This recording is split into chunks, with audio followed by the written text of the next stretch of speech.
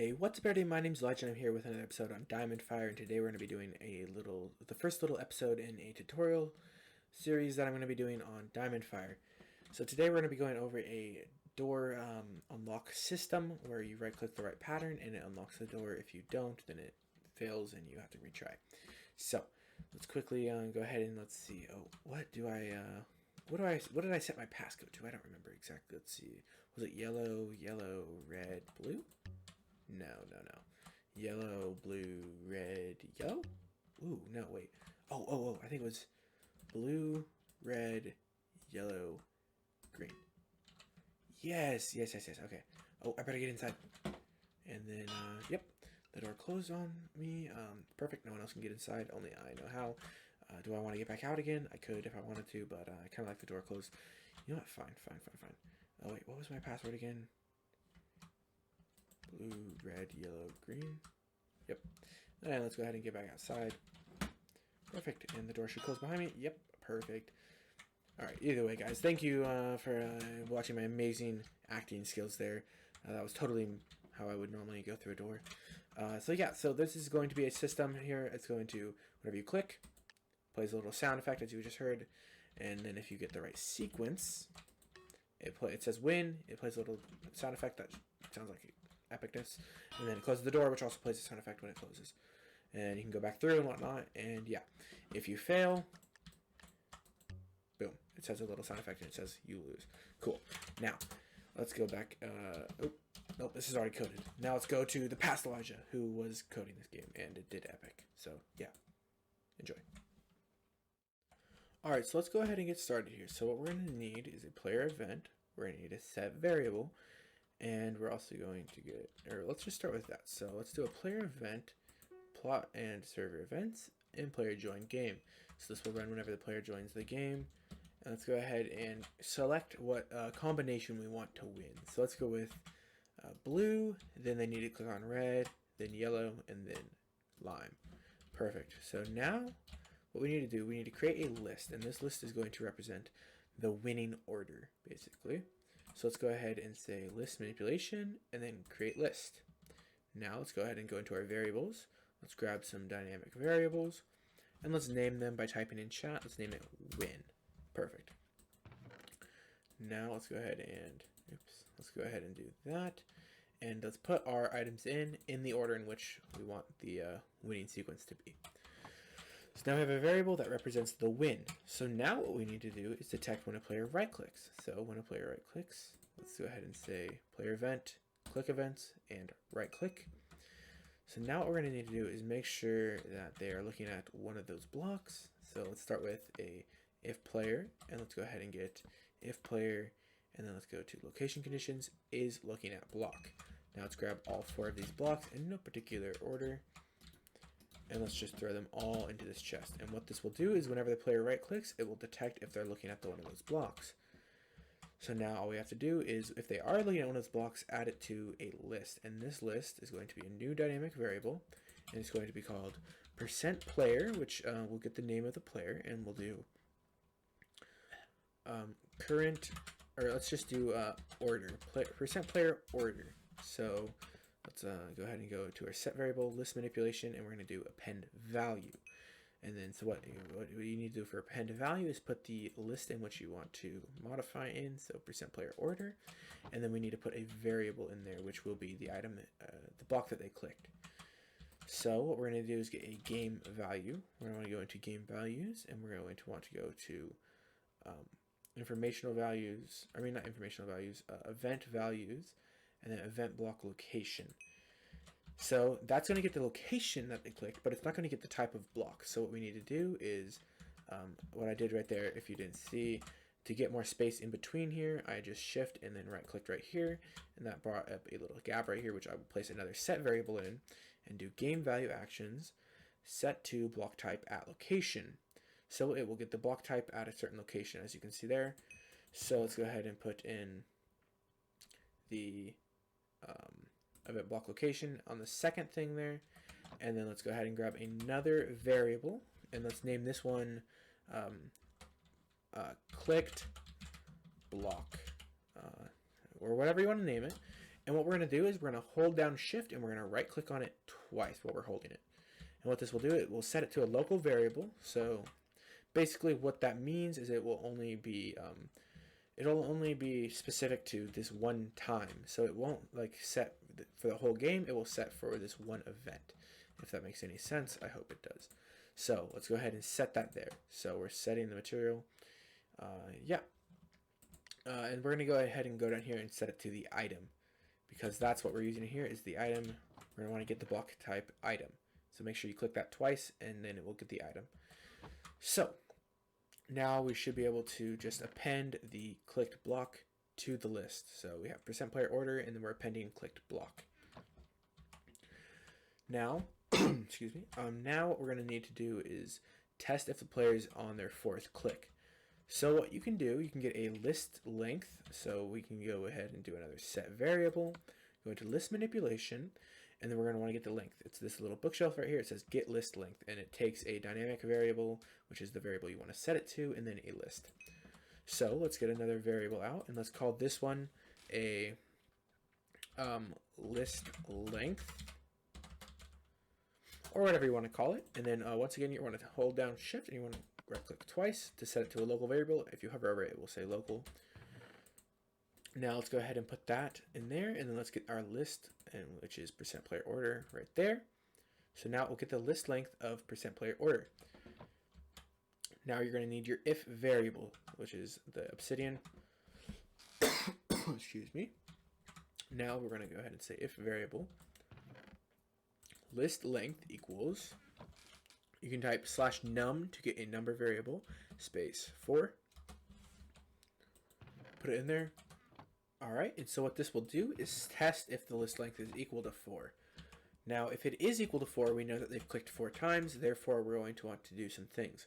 First off, we're going to want to say if variable equals, and we're going to get the %player order, which is our current list of like the players clicked order, and then we're going to get the winning list, and we're going to set it there. So if the order, the player order is equal to the win. So now all we have to do is say, let's get a player action out, which is the cobblestone. Let's put it there, and let's say communication send message, and then we're going to get a text variable out. And I'm going to say and a, which is a color code for light green or lime.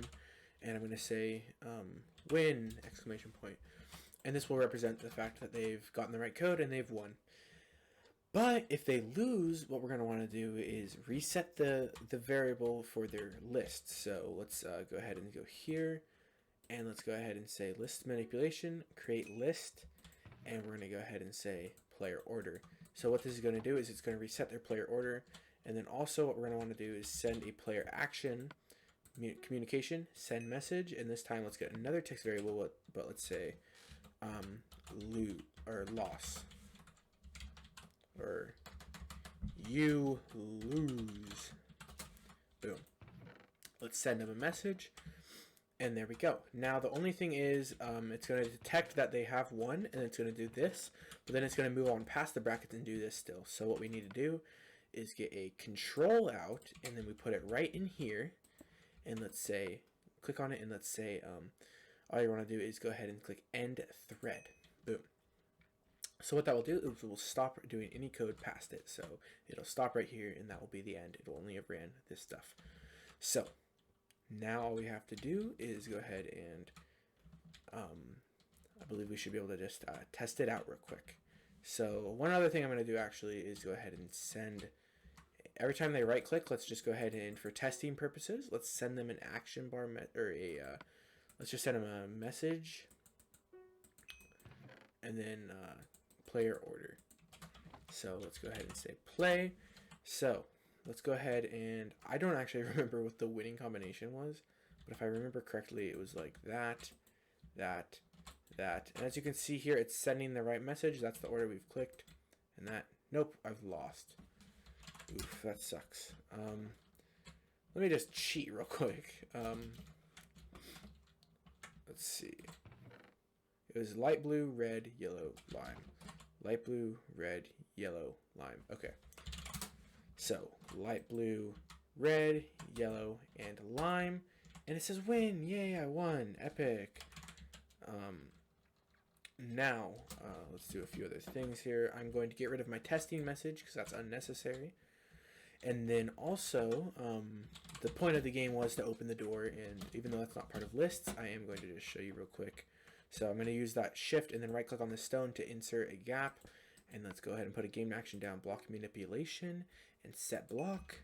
And then let's go ahead and get 2 location variables out.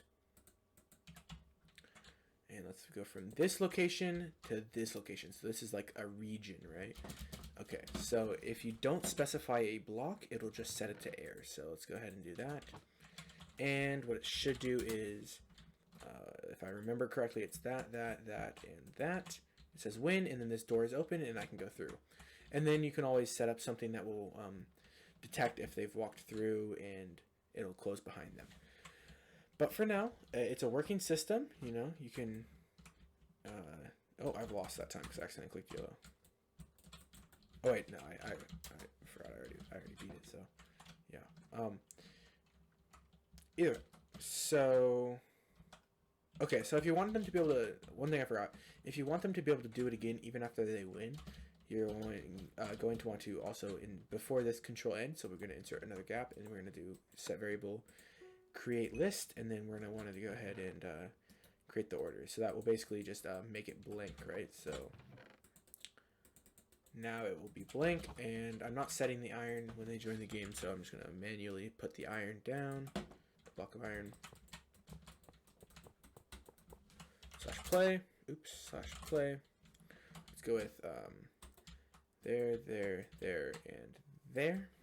There we go, we win. Pretend like we went through, the thing theoretically closed, and then we are somehow back out, and then, oh, somehow we forgot the combo, and it says we lose. Let's lose again, boom, but, oh, I remember now, so it's like boom, boom, boom, and boom, and you win. So that's basically all there is to it. As far as the list go, I'm going to go ahead and just add a few other things that you could add if you would like.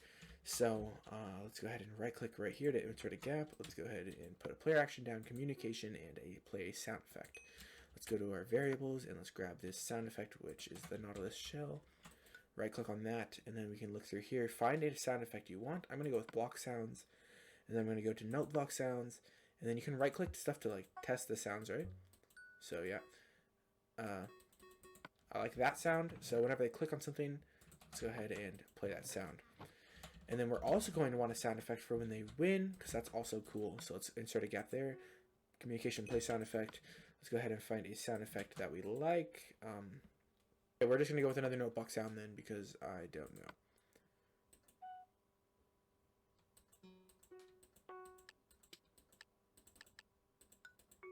Actually, let's go with the click sound effect right here, and I'm going to put the bit sound effect over here. There we go. And if they lose, we're going to play a different sound effect, right? So, oops. So if they lose, let's go ahead and play a sound effect. And let's do a item sound effect. Item sounds. Oops.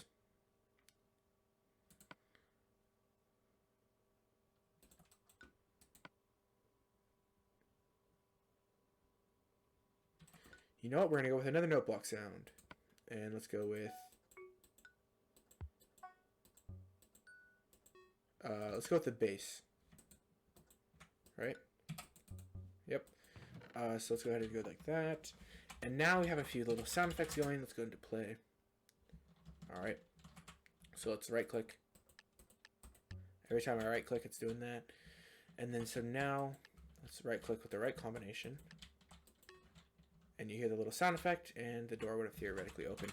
Now let's say you do want the door to reset every time. Let's go ahead and just, whenever the player joins, let's just set the door. So set blocks. And then let's grab those locations I used here. Oops. And then let's grab a iron block.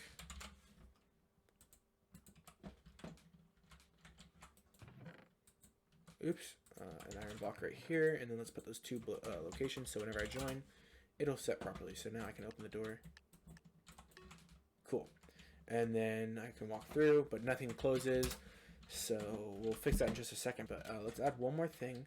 So we want a way to detect if they've walked through, correct? Let's go ahead and say, I'm going to compact again. I'm going to get out a control, and I'm going to get out my set blocks. And then so after we do this, we're going to want to go ahead and say wait. So a control wait, and then let's do /num to get a number variable. And let's wait, let's just say 5 seconds, right? So 5 seconds, which would be, let's just do 5. I'll keep this simple for you guys. So 5, and then you click right here to put it to seconds. That's highlighted. And now let's go ahead and put this down as a set block. And then let's grab these locations really quickly. Boom, boom, boom. Let's grab an iron block because that's epic. And then let's go ahead and put that in there and that in there.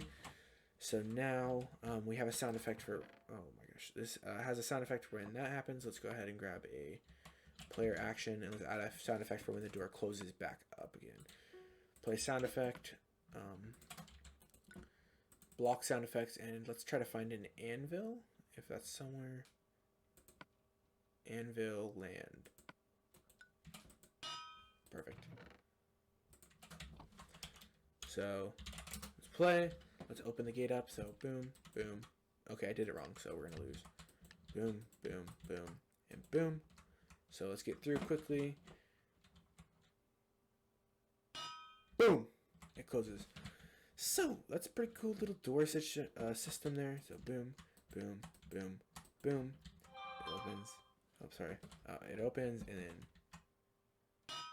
boom, it closes. Cool. Well, that's pretty much all for today. First little tutorial on Diamondfire, or I mean, I have done ones in the past, but the first new in this series. Let me know what you guys want to learn about next. Would you like to learn about, I don't know, anything? A little mini kind of game that you want me to make? What do you want me to do? Just tell me and I'll do it for you, okay? Thank you guys for watching, and I will see you guys next time. Bye.